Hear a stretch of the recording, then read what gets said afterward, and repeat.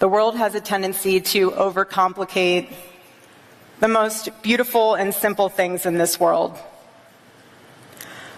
But to the women in this room who are Christian,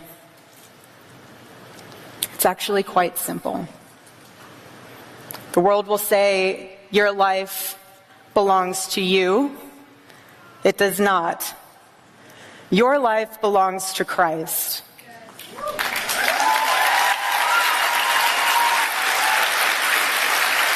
And once you understand that, so many of the questions that the culture bombards you with will be answered. Because when your life belongs to Christ, your purpose is no longer self-fulfillment. It's just not. It's a totally different focus. It's greater. It's more rewarding. It positions you to be on a path that God meant for you. And what I've learned is that you don't get to choose the season of life that you're in. You never will be able to. But you do get to choose how you show up for it.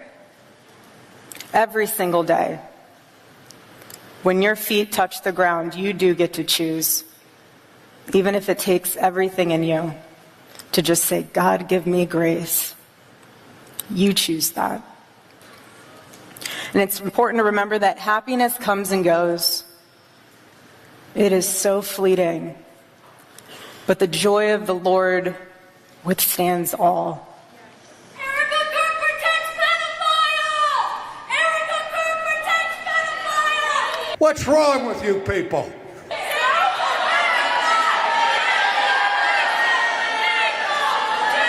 It's important to remember that happiness comes and goes, and I pray that you find it.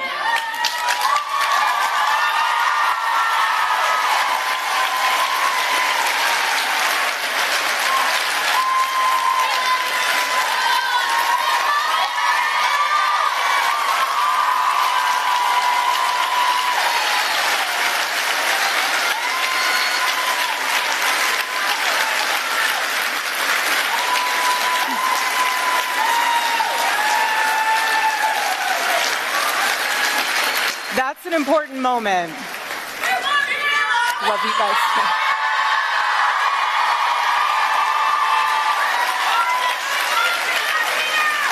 That's an important moment because that just showed duty to faithfulness gives life meaning. And we must pray for our enemies and those that do not feel like their life has meaning. And that's a perfect example of that. A perfect example. You pray for your enemies. You pray for those that persecute you. That's not the enemy. We know who the real enemy is. God bless you. Thank you. I have one person I listen to. I got you. I got you. But God's mercy for me during this season has been a blessing filled with faithful women who have surrounded me, who have come up alongside me, who have prayed for me, who have prayed with me, who've walked alongside one of the hardest moments of my life, pouring into me, reminding me to always look towards God. So again, in all of this, you have a choice as to which path you take in life. You can be a woman of the world, as we just saw, or you can be a woman of the Word.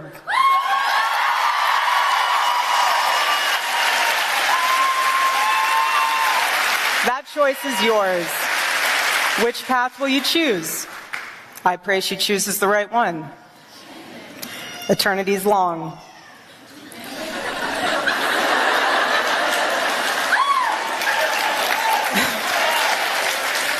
But there will be a day, 10 to 15 years from now, when my children will look back on this season of life that us three are going through, and they won't remember it fully because they're so young.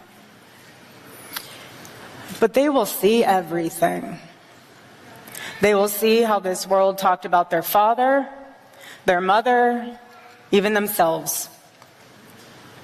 They will be able to read every headline, every accusation, every lie. And my prayer is their focus isn't on all that noise, but rather on how their mother showed up and how she handled it.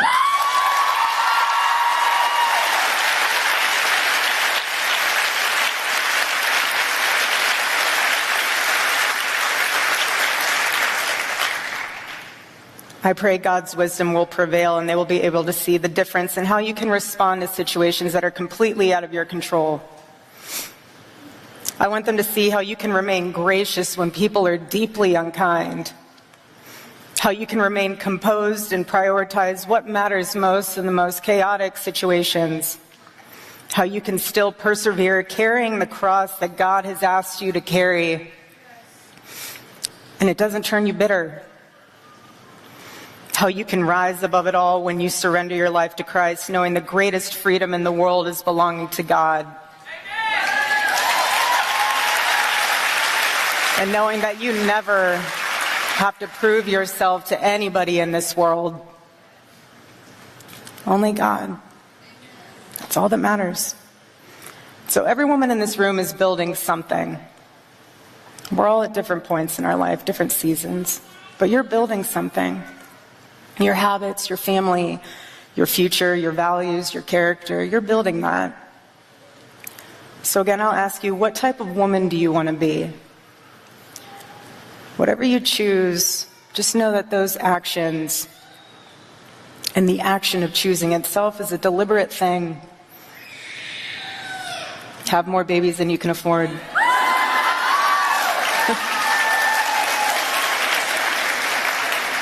It begins with an intention to do right, even at a cost.